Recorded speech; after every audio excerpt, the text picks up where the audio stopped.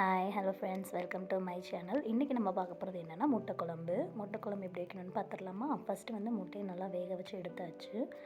அதுக்கப்புறம் பார்த்திங்கன்னா இந்த சைடு குழம்புக்கு தேவையான வெங்காயம், இது கூட என்னென்ன ஆட் பண்ணியிருக்கேன்னா பூண்டு, இஞ்சி, சோம்பு, பட்டை இது எல்லாமே ஆட் பண்ணி நல்லா வதக்கிக்கணும்.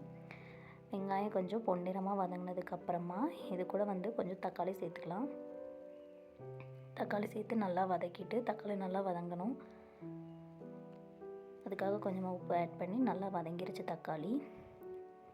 அதுக்கப்புறம் பார்த்திங்க அப்படின்னா மசால் பொடி சேர்க்குறேன். இது வந்து உங்கள் வீட்டில் அரைச்ச மசால் பொடியாக இருந்தாலும் சரி. நான் வந்து இப்போ ஆட் பண்ணுறது என்னதுன்னு பார்த்தீங்கன்னா ஆச்சி குழம்பு மிளகாய்த்தூள் இதை வந்து ஆட் பண்ணியிருக்கேன். ஆட் பண்ணி நல்லா கிளறி விட்டுக்கோங்க. அதையும் நல்லா எண்ணெயில் வதக்கிக்கோங்க. அதுக்கப்புறம் பார்த்திங்கன்னா ஜாரில் போட்டு இதை அரைச்சி எடுத்தாச்சு. அப்புறம் வேக வச்ச முட்டையை உரித்து எடுத்துக்கலாம். முட்டையை உரித்ததுக்கப்புறமா அதை லைட்டாக கீறி விடணும். ஏன்னா கீறி விட்டால் தான் அந்த குழம்புல உள்ள எசன்ஸ் எல்லாமே இந்த முட்டைக்குள்ளே இறங்கும்.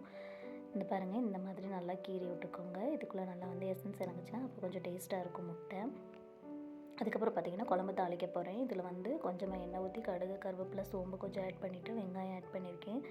அப்புறம் பார்த்திங்கன்னா வேக வச்சு கட் பண்ணி வச்ச முட்டை, அது கூட கொஞ்சமாக மிளகாத்தூளும் அப்புறம் கொஞ்சம் மட்டன் மசாலா சேர்த்துருக்கேன்.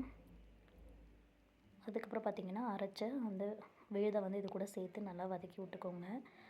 அதுக்கப்புறம் அது கூட கொஞ்சம் தண்ணி கலந்து நம்மளுக்கு குழம்பு எவ்வளோ திக்காக வேணும் இல்லை எவ்வளோ தண்ணியாக வேணுமோ அதுக்கேற்ற மாதிரி தண்ணி ஆட் பண்ணிக்கோங்க.